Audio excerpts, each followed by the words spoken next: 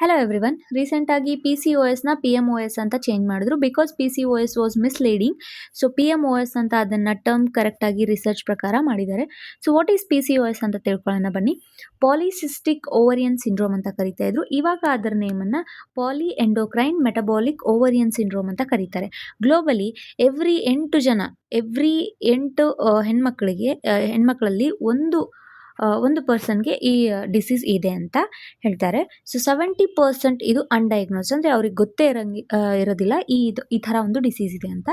So ಅದೇನು ಅಂತ ತಿಳ್ಕೊಳ್ಳೋಣ ಬನ್ನಿ. So this is the female reproductive part. Okay, the diagram is little, so please adjust ಮಾಡ್ಕೊಳ್ಳಿ. So it is the ovary where the egg will be released. So ಇಲ್ಲಿ follicles ಅಂತ ಇರುತ್ತೆ. So ಈ follicles ಅಂದರೆ ಸೆಲ್ಸ್. ಇದು primary follicle, ಅದಾದಮೇಲೆ next mature ಆಗಿ secondary follicle ಆಗುತ್ತೆ, ಮತ್ತು ಮೆಚ್ಯೂರ್ ಆಗಿ ಟರ್ಷರಿ ಅಥವಾ ಗ್ರಾಫಿಯನ್ ಫಾಲಿಕಲ್ ಆಗಿ ಟರ್ನ್ ಆಗುತ್ತೆ. ಆದರೆ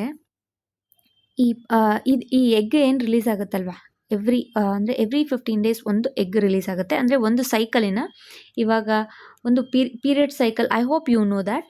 ಸೊ ಫಸ್ಟ್ ಡೇಯಿಂದ 15th day ಅಲ್ಲಿ ಒಂದು ಎಗ್ ರಿಲೀಸ್ ಆಗುತ್ತೆ. This is ovulation period.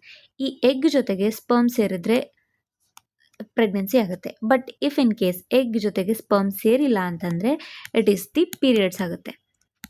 I hope this concept is clear for you. But ಈ ಪಿ ಸಿ ಒ ಎಸ್ ಅಲ್ಲಿ ಏನಾಗುತ್ತೆ ಅಂದರೆ, ಈ ಫಾರ್ಮೇಷನ್ ಆಫ್ ಸಿಸ್ಟ್ ಅಂದರೆ ಒಂಥರ ಏನು ಅಂದರೆ ಮಾಂಸದ ಉಂಡೆ ಥರ ಅಲ್ಲೇ ಕೂತ್ಕೊಂಡ್ಬಿಡುತ್ತೆ.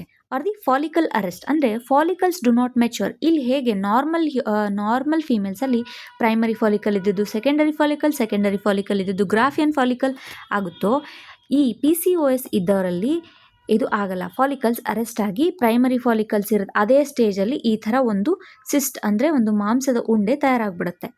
ಸೊ ಅಲ್ಲಿ ಎಗ್ ರಿಲೀಸ್ ಆಗೋದಿಲ್ಲ. ಎಗ್ ರಿಲೀಸ್ ಆಗಲ್ಲ ಅಂದರೆ ಇರ್ರೆಗ್ಯುಲರ್ ಪೀರಿಯಡ್ಸ್, ಅಂದರೆ ಅವರಿಗೆ ಎವ್ರಿ ಮಂತ್ ರೆಗ್ಯುಲರ್ ಆಗಿ, ಅಂದರೆ ಈ 28 to 35 days ಅಲ್ಲಿರುವಂಥ ಒಂದು ಸೈಕಲ್ ಏನಿರುತ್ತೆ ಅವರಿಗೆ ಅದು ಸೈಕಲ್ ಇರ್ರೆಗ್ಯುಲರ್ ಆಗೋಕ್ಕೆ ಸ್ಟಾರ್ಟ್ ಆಗುತ್ತೆ.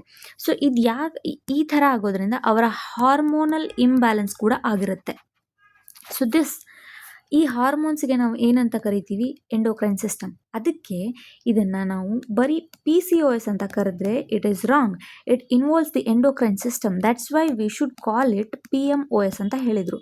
ಈ ಹಾರ್ಮೋನ್ ಇನ್ವಾಲ್ವ್ ಆಗಿರೋದ್ರಿಂದ ಇವು ಮತ್ತೆ ಬೇರೆ ಏನೇನು ಡಿಸೀಸನ್ನ ಕಾಸ್ ಮಾಡುತ್ತೆ ಅಂದರೆ ಡಯಾಬಿಟೀಸ್, ಅವರ ಮೆಟಬಾಲಿಸಮ್ ಕೂಡ ಇದರಲ್ಲಿ ಇನ್ವಾಲ್ವ್ ಆಗಿರುತ್ತೆ, ಎಂಟೈರ್ಲಿ ಡಿಸ್ಟರ್ಬ್ ಆಗಿರುತ್ತೆ, ಒಬೆಸಿಟಿ ಈ ಥರ ಬರುತ್ತೆ.